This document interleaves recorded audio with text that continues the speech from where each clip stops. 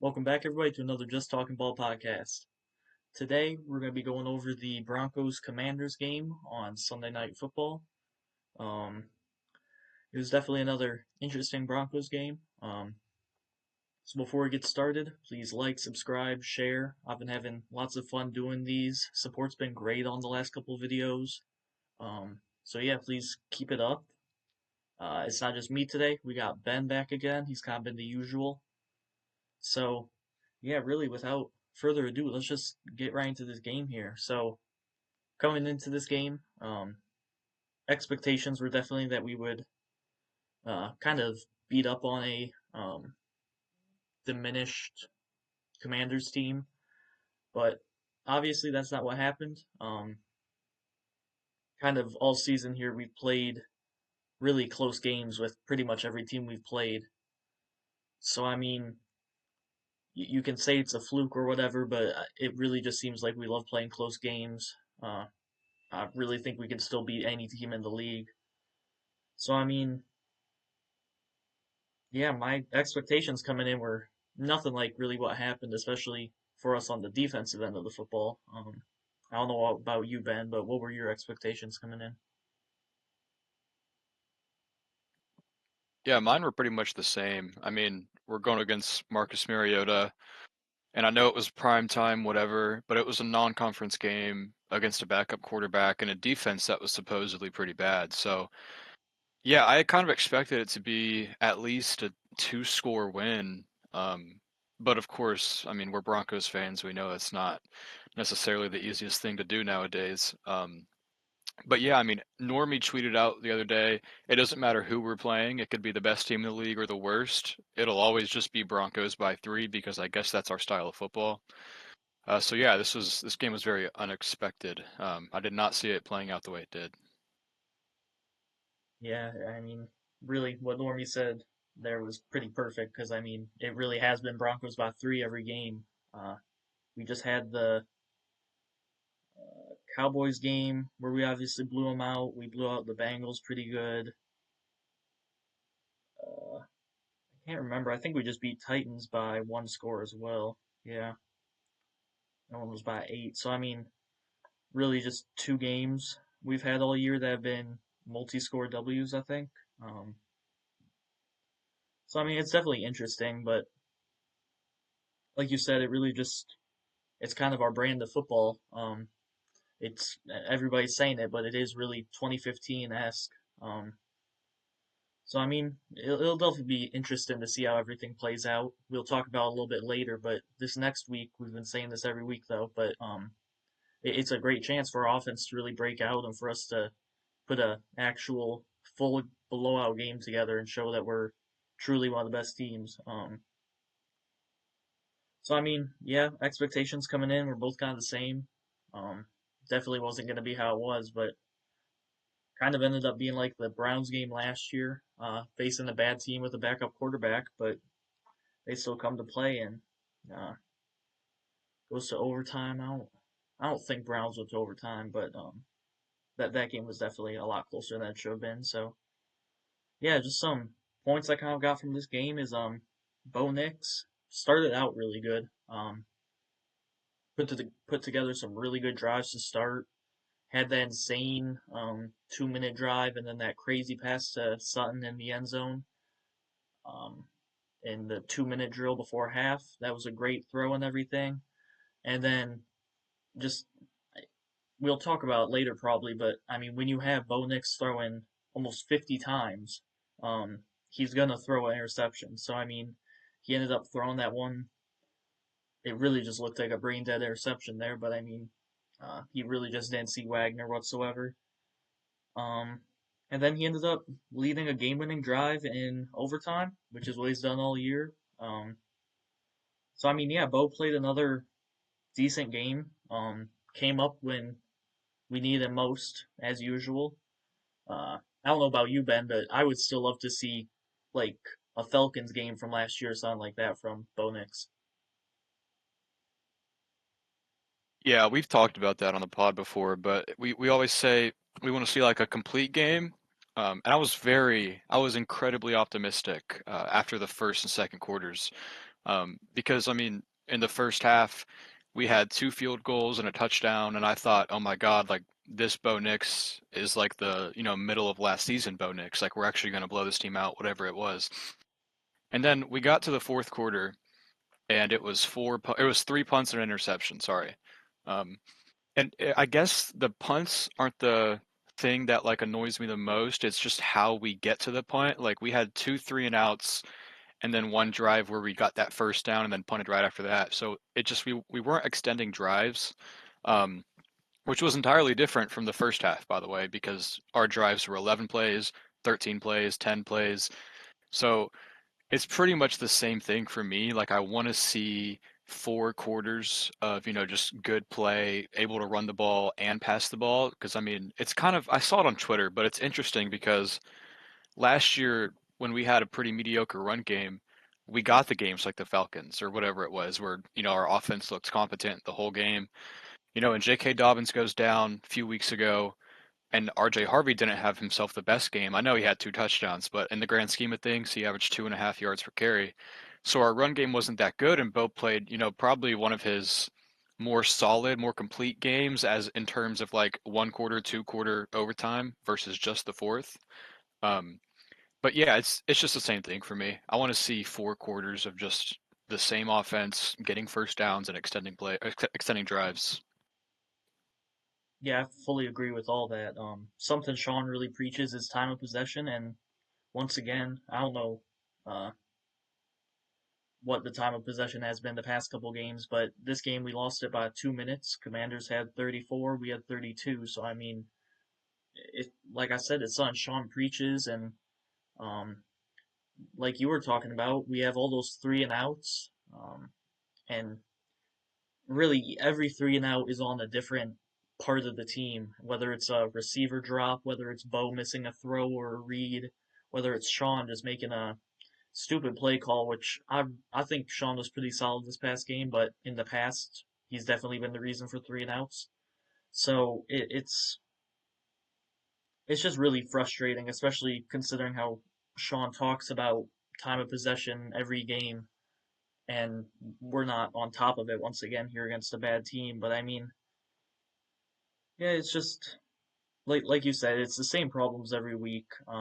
It's getting really tiring talking about it, but here we are. So I mean, yeah, we just keep talking about that really. So another point I got from this game is defense was kind of mid this game. Really, it was not their best game whatsoever. They came up clutch like they always have, but going up against a beat up Commanders offense with not the best O line ever against Marcus Mariota and pretty bad run game. Really, I think we really disappointed. Um, it seems like the D line wasn't getting any pressure. Vance was not stacking the box to stop the run whatsoever, even when the Commanders were spamming it. So that was kind of weird to see because we just didn't adjust whatsoever, which is kind of something Vance does from time to time. So I mean, it's interesting what happened with the defense this past game. Kind of got me thinking about what Vance Joseph defenses have done after the bye week. So I went back the past 2 seasons. And after the bye week, they've given up 22 and a half points. So I mean, it's not the worst ever, but um, I think coming into this game, we were giving up almost like 17 points per game or something. So I mean, it's definitely a pretty big downgrade of giving up points for the defense. So hopefully that can get turned around. So yeah, the defense kind of looked mid, but it really wasn't the players that you would expect to be struggling that struggled this game. Singleton, I think he played a really solid game. I'll talk about that a little bit later. Um, Riley played a good game until the fourth quarter and overtime. Um, but really, like I said, it was just the ever so reliable so far D line this year. They they were kind of non-existent, really. So I don't know about you, Ben, but I kind of feel like defense really struggled this game. Yeah, it was interesting. And you just brought up the point about, us after the bye week and how many points we give up. But I mean, for Broncos standards, our defense has been good for as long as I can remember, it feels like. So us giving up 26 points to the Marcus Mariota-led Commanders is, kind of concerning. And yeah, Singleton had a solid game for the most part. Riley Moss wasn't the worst. I wasn't staring at my screen yelling his name over and over. He had that pass interference late in the game. Um, but no, no, no, sorry. I'm talking about Hufanga. But this leads me to my next point. It's still penalties. And yeah, I know we had like our lowest total number, but it's just the crucial moments. And I mean, I think the one that frustrated me the most, there's two actually, but the first one was the 12 men on the field in the middle of Washington's 2-minute drive. So that's more of just like coaching, like a discipline thing. Like you need to get your guys out there. That's just a stupid penalty, but it still got declined. They got the first down anyways. But the one that frustrated me was Hufanga's pass interference. And I understand what he was trying to do. Maybe he thought it was tipped. But I mean, the guy was short of the sticks anyways, and it was fourth down. Um, so yeah, penalty, they weren't like the biggest problem. I'm not going to take away from this game that like we still suck because of penalties, because we only had 30 yards of them. But it's just we need to be better in these like crucial moments. We can't, keep extending drives.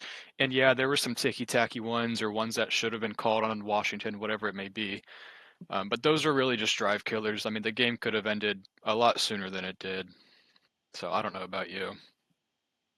Yeah. Yeah, penalties continue to be a big issue. I know Sean was kind of happy with penalties this game. When asked about how it was, like you said, lowest number of yards or number of penalties or whatever that we've had in a while. But I mean, like you said, it's just like we've been saying all year. Penalties just keep bogging us down because they're crucial penalties too. And we talked about it a couple podcasts ago about Riley Moss and how he's created himself a reputation to get penalized all the time. So even when he doesn't uh, actually commit a penalty, if it looks like it, the refs are going to be more likely to call it because he's given himself that rep. So I mean, the defense is kind of doing the same thing right now as a whole. It just every game we're just having stupid penalties and it's just really frustrating. I've been saying it all year. Sean, I don't know about Vance, but especially Sean really talked about coming in and fixing the penalty issue with us when he first got the job, and nothing's really changed. So it's really just it comes down to the coaching if it's been a penalty problem for this long, and the coaches just got to do something different because the players are not disciplined whatsoever, especially in those clutch situations. Um, I mean, a leverage penalty, you can say whatever about it. That cost us the Colts game. There were some big penalties in the Chargers game. It's just it's been costing us games. If we were a little bit more disciplined, who knows? Maybe we end up being undefeated still right now, but not going to go that far into that. So yeah, penalties just they just continue to really hurt us. It's really annoying to see. It's just the same problems over and over again, and it's just really getting to me. Like I said, Riley, he played a decent game until the end there, but he gave up that big play to Debo. Um, that catch to Traylon Burks was absolutely insane catch by Burks, but it kind of just sums up Riley as a whole. He'll always be there, but he'll give up a touchdown.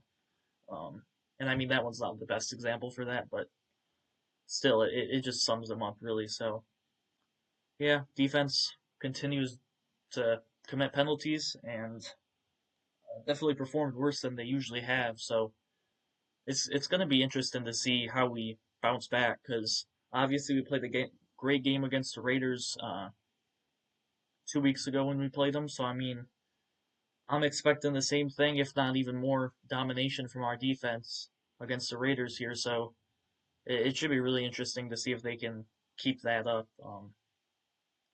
But yeah, it's just I can't say it enough. It's just getting so frustrating with all these penalties.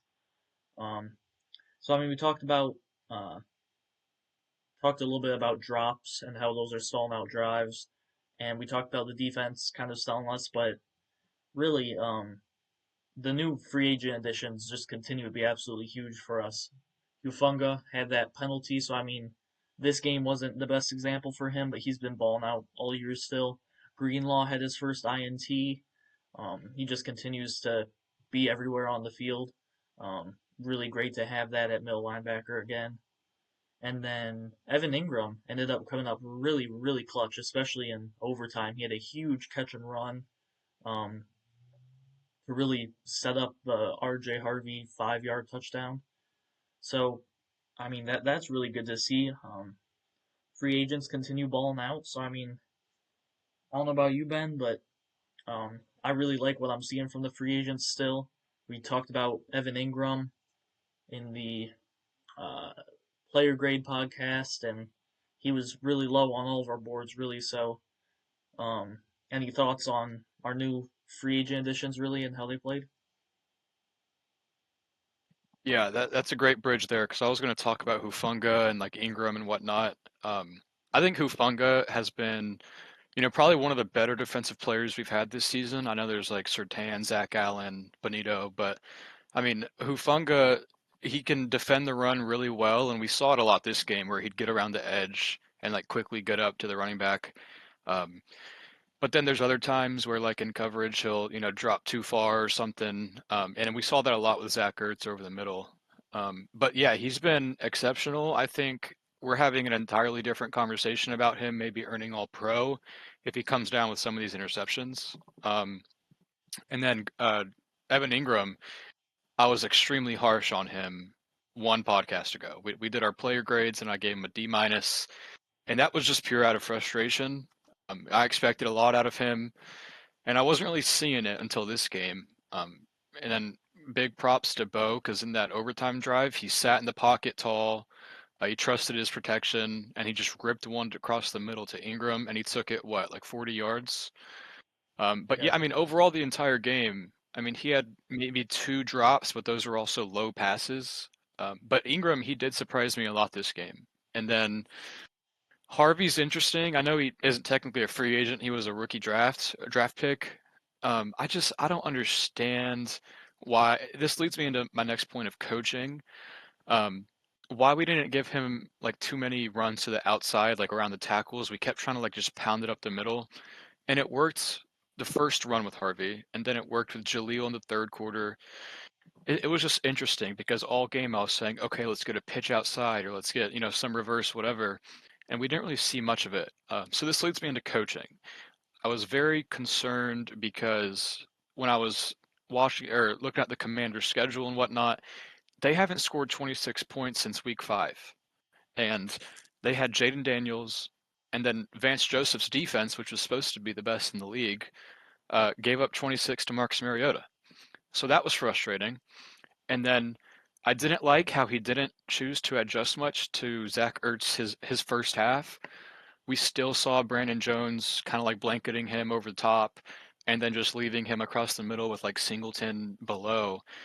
I didn't love that. We saw Barron on him like 2 or 3 snaps, and I loved the way he covered him. It was kind of the game against KC where, whenever he was on Kelsey, he gave up what, 14 yards?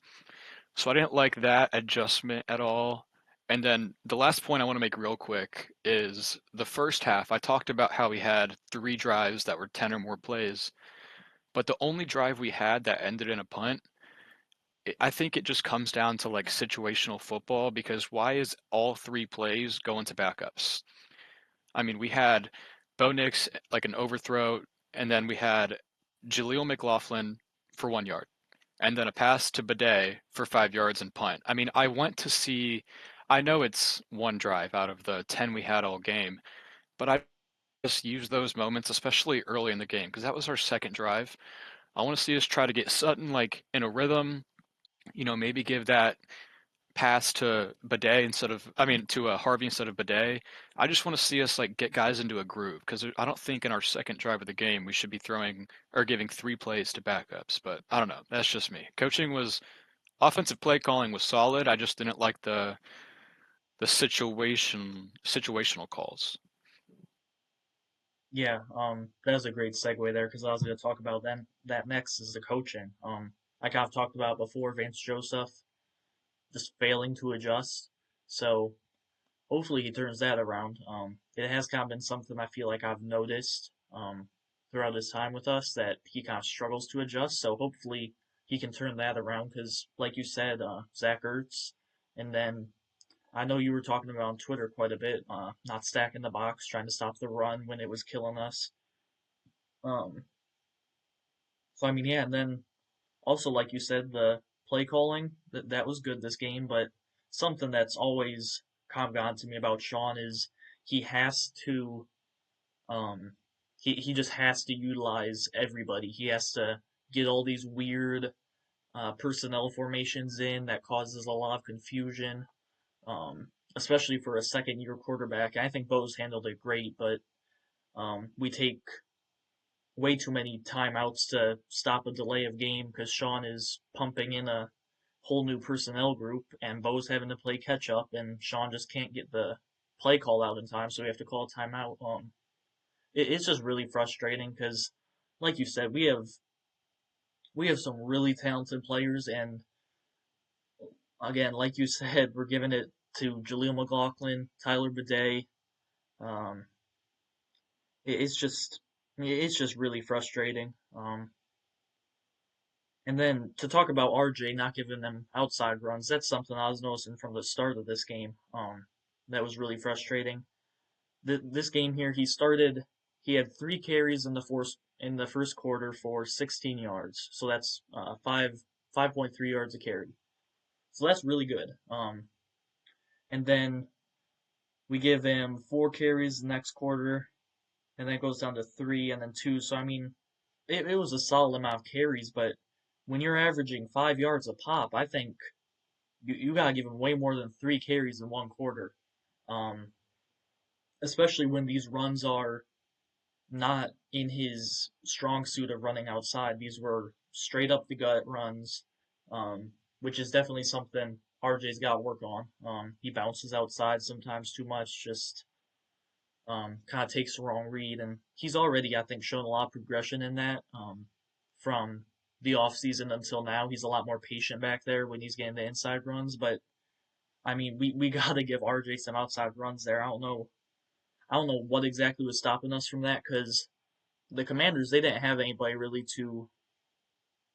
um to blow up those inside runs, especially like to the left side, going behind Bowles, and we just continued to try to pound it inside with RJ, which that can work, but you have to set up the outside run too. But yeah, I don't recall seeing any designed outside runs for RJ Harvey. We saw one pitch I think to Jaleel that got like 1 yard, which we pitch it to Jaleel all the time, so kind of makes sense that the defense expected that. But yeah, coaching just continues to be very questionable.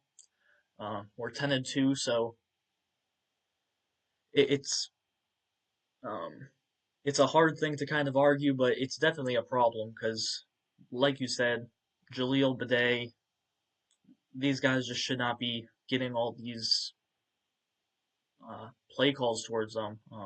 Something else I noticed from this game is Marvin Mims kind of continues just not to get utilized all that much. I think he had one play that was designed to him and he got first down on it. I think it was either a screen or a jet sweep. But yeah, he got first down easily on that. And then I think he had one like drag route they got from Bo. So I would love to see more stuff designed for Marvin because he's really good with designed plays, and then that might get the defense cheating up a little more, and then that's when he can burn them. So I don't know what exactly was going on there. We didn't utilize Troy really much either. It was a really weird game for us to just try to pound the ball up the middle, kind of all game with our run game. Um, so I mean, yeah, coaching it just continues to be an issue.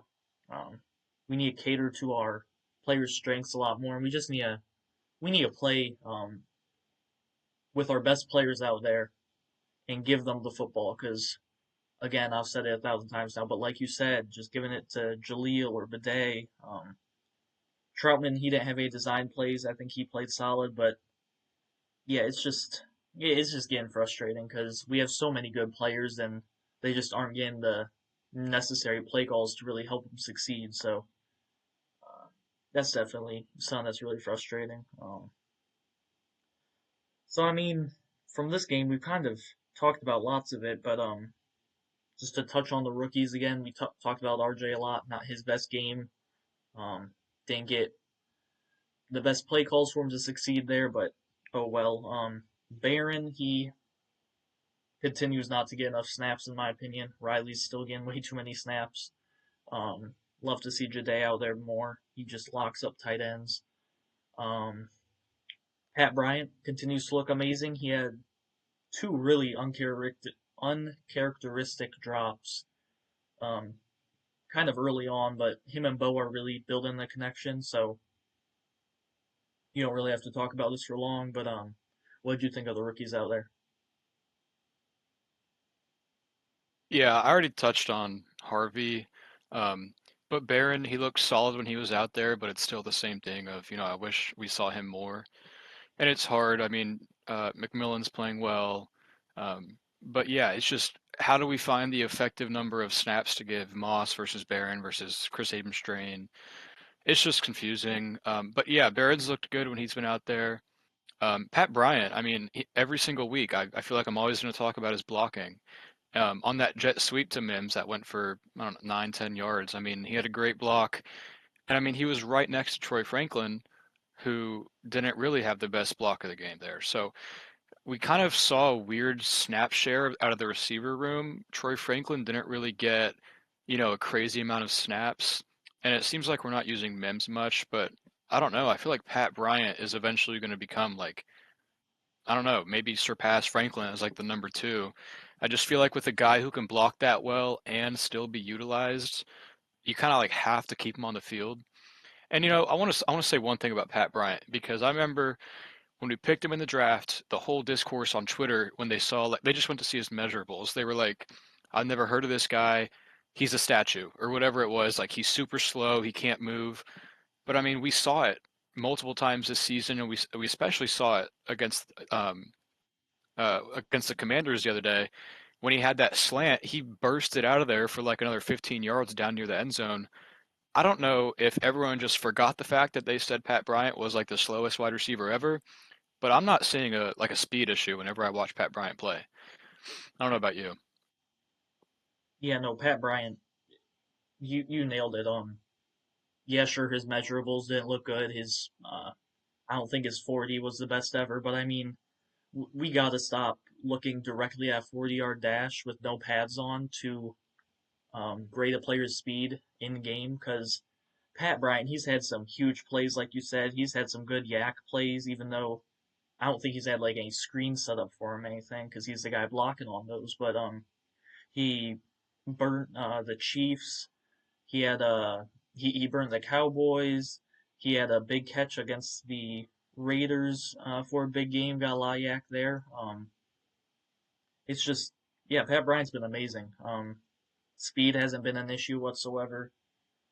Um, and I mean other guys like it's not a very big sample size here, but just to talk about how the 40-yard dash is kind of being way overlooked. Tennessee Xavier Restrepo, he fell far because of a really bad 40-yard dash, but he's gotten limited playing time this year, but he's looked solid. I think he got hurt, so don't know what's going on there, but yeah, you just can't grade a player directly off their 40-yard dash and what all their metrics look like coming out of college. That's just not how you grade a player, really. You gotta watch film, and yeah, Pat Bryant, he's just been amazing. He's been a huge need for this team.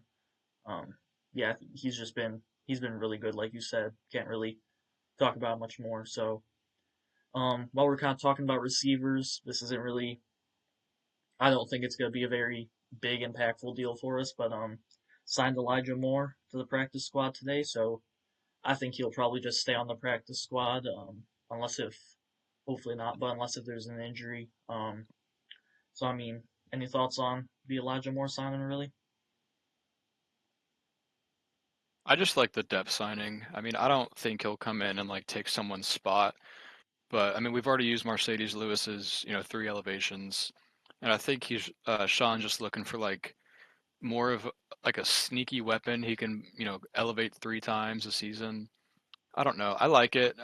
It makes me think more about what role does he see Marvin Mims having, because they're not pretty much the same player, but like they have the same skill set, and Mims already is being underutilized, most would say. So I don't know. It's interesting, but I do like the idea of bringing in receivers. So can't really ever have too many of those. Um, yeah, and then real quick, I don't mean to segue into something completely different, but before this game, we're coming off our bye, and Sean Payton, when he spoke to the media, was talking about like now we can go like hunting for a good seed in the AFC. So last night I went through, and since the NFL added the seventh seed in both conferences for the playoffs, I kind of looked at like their records, and there's like a major like stepping stone. It's like a ladder of which seed you want to be. The seventh seed, they've won 1 game out of 11. Sixth seed, they're 5-10. The percentage just keeps going up and up, and the second seed and first seed are, obviously the main ones. 16-7, a 70% win rate. If you're the first seed. So I think we're getting into these weeks. We're going into our 13th game here, where we're neck and neck with New England with a win over the Raiders next Sunday. We'll both be 11-2. Like it's going to come down to these last, I don't know, two, maybe even the last week. Um, but yeah, I mean, especially for seeding in a year where the Buffalo Bills could reach that seventh seed, it'd be very crucial for this team if we can get that first round bye and kind of like knock it off hot in the second round. So yeah, I mean, we talk about the penalties and the slow starts on offense, but going into this final stretch, like that shit's got to like get fixed immediately because we can't like afford to drop a game against Jacksonville or whatever it may be. Yeah, I fully agree. We gotta get everything fixed up here because it's coming down to this final stretch here. We got some big games coming up, not including playoffs. So yeah, we really gotta take care of business here. Like you said, we're really competing with New England right now, so um, they got a bye this week, I believe. So yeah, we'll have a chance to. I think we'll just be in first. I don't know because of what stat, but we'll end up being in first, even if we have the same record. Um, but yeah, Yeah, like you we said, beat them on strength of victory right now and common opponents.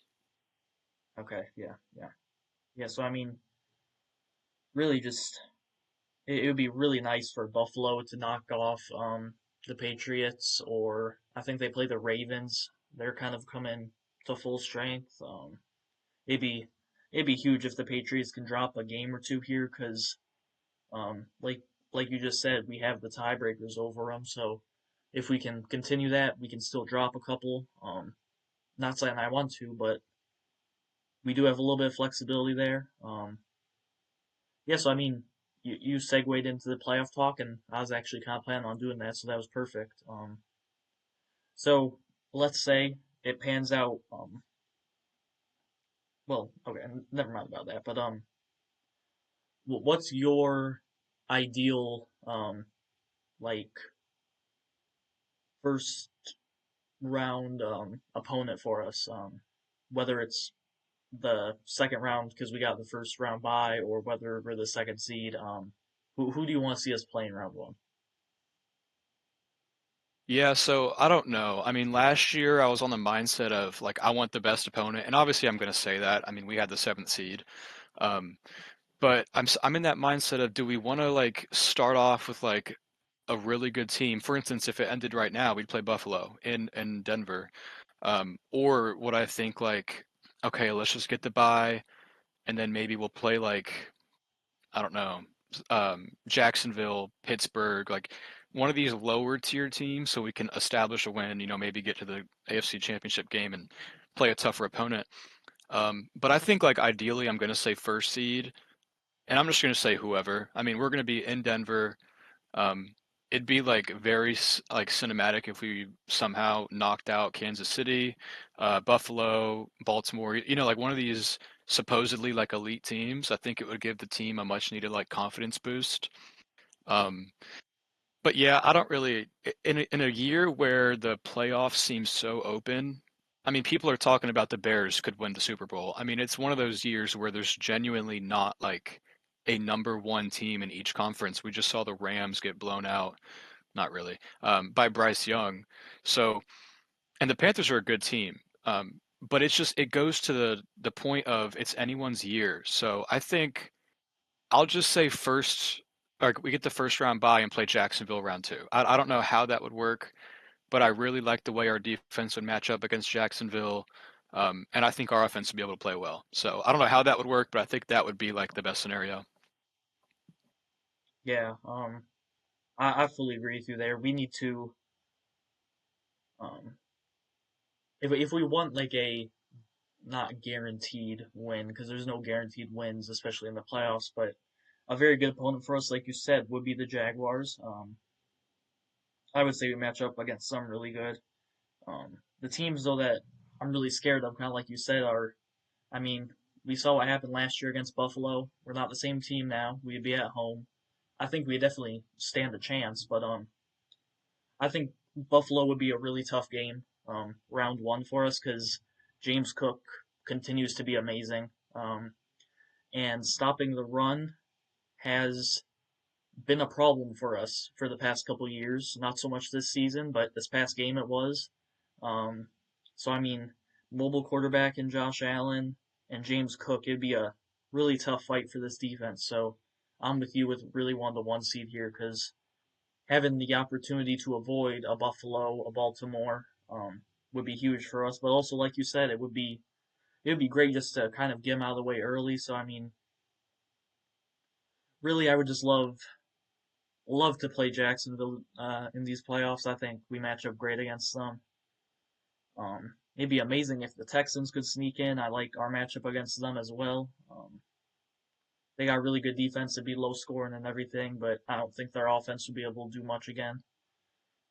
Um, yeah, so I mean, we're competing with the Patriots. Um, you can say what you want about who they're playing and stuff, but right now they're winning games. So how would you feel if we ended up matching up against the Patriots in the playoffs like we have almost like a decade ago? Yeah, that'd be a great game. And if that happens, I hope we're the one seed because a game at Mile High against the Patriots just feels so 2015, around that 2010s era. And it's just two 2024 draft class quarterbacks leading their teams. So it kind of feels like it's the beginning of, I don't mean this literally as in they're as good as these players, but it feels like it's going to end up being, kind of like a Brady Manning where these two guys are, kind of around the same age, um, and leading these two teams. Because I feel like every single year in that era with Manning, we played against the Patriots and it was always a huge game. Um, I think mid-January game against them would be absolutely crazy. It would kind of shift the discourse a lot because everyone is saying right now like New England's the best team, first to 11 wins, Drake May's the MVP. And if Denver was, able to knock them out in the playoffs, I feel like it would change the entire, national talk about Denver's a fraud, whatever it is. So yeah, that would be like that'd be a great game. I should have mentioned them when I mentioned Buffalo, Baltimore, Kansas City. Like if we were able to somehow knock them out, I mean, you got to think about the locker room. Like guys like Bo, Benito, like all these guys will have such a mindset, and all the guys will be so united. Like I think they could just beat anybody if they're able to beat any of those teams. Yeah, I fully agree. Give us one big win in the playoffs early, and I don't see any team stopping us with crazy momentum. And the kind of good thing is here, we do have some chances with our schedule in the regular season here to gain that momentum against some pretty good opponents. We got the Packers coming up. We got the Chiefs again on Christmas. We have Chargers again. That's always a big game. Obviously, we got Raiders, and then we can kind of test out Jacksonville before the playoffs. So I mean, we have lots of time to gain momentum before the playoffs here. So yeah, it would just be it's going to be a movie no matter who we end up playing, wherever, whichever seed we're at. It's gonna be great to watch. So really for you, Ben, what has to change to really like solidify us as somebody who can go in and win the Super Bowl this year. I think we've got to just like not just finish drives because that's an easy talking point, but like utilize our best players in a more effective way. We've talked about Harvey being on like outside runs, but I want to see more of like Pat Bryant across the middle. I want to see Ingram used more, and we saw a lot of it this last game. I was very excited where he would chip someone and then run out over the middle and Bo would dump it off. And I mean, I know it's like the whole he's a dump off check down merchant, but I mean with Ingram, those plays work. Um, so I feel like if we're able to, come out here and especially in games like the Raiders, we saw the Giants or we saw the Patriots do it last night to the Giants, where they have a relatively easy opponent and the first two quarters, they establish a 2 to 3 possession lead. I feel like we've got to utilize, those moments to get the offense on schedule, defense on schedule, even special teams. The Patriots had a punt return touchdown yesterday, so I think it's more of using these games like we're about to face next week to get our guys more of like a solidified role. And we talk about Mims not really being utilized well. Well, here's one of the games where we can certainly do that, whether it be like a gadget guy, jet sweeps, whatever, or just eliminate it and completely and have him just, return punts and kicks. I don't want that. But I feel like going into these, this final stretch and the playoffs, our guys need to have like a solidified role so we can kind of have like an identity on offense because then we can, come out and play. Like, let's say we match up against Indianapolis somehow in the playoffs. They're the sixth seed right now. So, like, facing a team that has been solid, I know they've kind of not fallen off, but taken a step back. Like, we have that identity. We can't just go down there, settle for field goals all game like we did mostly against Kansas City. Um, but yeah, I think mostly it's just getting our offense in rhythm. That was a long way of saying that, but I think that's my answer. Yeah, no, it's definitely like I think the answer is just getting this offense, um, like you said, in rhythm. We've seen what they can do. They have all the potential to be a above average offense, but really we just need them to be slightly above average, if not just average, all the time. Because with this defense, that'd just be huge. So I fully agree with all that. Penalties are another thing we just got to clean up. We've talked about that all the time. It's just it's the same thing we've been talking about since week one. We just gotta clean everything up. Because even right now, with the way we're playing with these glaring struggles, we're 10-2.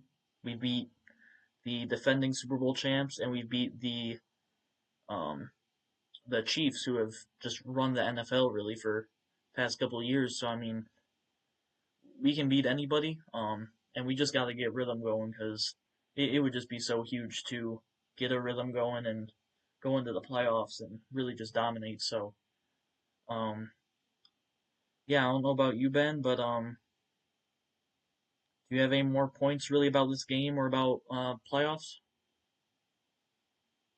Yeah, I've got one last one about this upcoming game against Vegas. We've used all the excuses in the book this year as far as like, oh, we played in London, that's the London tax, or primetime tax, or off a bye. I mean, I feel like we've always used one, and sometimes I get it, like no rest or too much rest.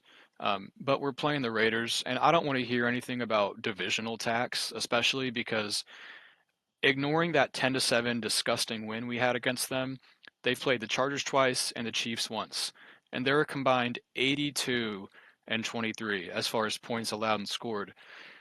I mean, the Chiefs won 31-0, the Chargers won 31-14. This is a game that should not be close by any means. We have the better offense, we have the better defense.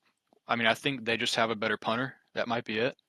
Um, so I'm not going to buy into the whole, well, yeah, it's going to be low scoring. It's a divisional game. This is a game that Sean Payton and this offense needs to get going, and then the defense needs to get back game because it was not pretty, or it wasn't up to our standards. It wasn't the worst, but it wasn't Denver standards. So this should be a blowout by all means, and I'll predict that because if I'm wrong, I'm wrong. It needs to just be a game where we can go out and win by, gosh, I don't like we should win by 15 or more. Yeah, um, fully agree with all that. So I mean, you talked about it. What's your score prediction here? Yeah, I'll go. Gosh, I think this team needs to score like 28. Not needs to, but like for my standards, I want to see this offense get in rhythm. So I'll go 28 to 13, and I think they only get 13 because you know like a last drive touchdown. So it would really be like 28 to 6. Um, I'm not scared of Geno Smith. You know, they traded away Jacoby Myers. Genty didn't really cook us last time, I guess you could say. And their defense is just, I don't know, below average at best. So, yeah, I think it'll be a pretty big blowout, but that's just me. What do you think? Yeah, I'm with you. We've said this for all the bad games, but they should be blowouts. So yeah, I'm gonna be going. I think I'm gonna be going 31 to 10 Broncos, and really, this defense out of the gates loves just giving up field goals right away. So I'd say the three is probably right out of the gate. And the touchdown, just really anytime they get kind of a lucky touchdown. But yeah, this offense, it needs to break out, and I really think and hope that it's gonna be this week. It's the perfect opportunity, um, and that'd just be huge heaven. Some really good momentum going into the Green Bay game because that's gonna be a battle. They got really good defense, so um, yeah. So I think Broncos win 31 to 10. So I mean, yeah, it should be a really interesting game. I'm really hoping we just go out there and take care of business because we just need to do that for all Broncos fans' sanity, really. So yeah, unless if you got anything more to say, Ben, I think we're pretty much done. Yeah, that's it. I appreciate you having me on. I kind of feel like I'm like a regular on here now, so it was a lot of fun. Thank you. Yeah, for sure. I love having you on here. Yeah, like you said, you're kind of a regular now, so um, yeah, it's lots of fun. So thank you guys so much for watching. Hopefully we're through the roof happy about this next game coming up. So hope everybody has a great day and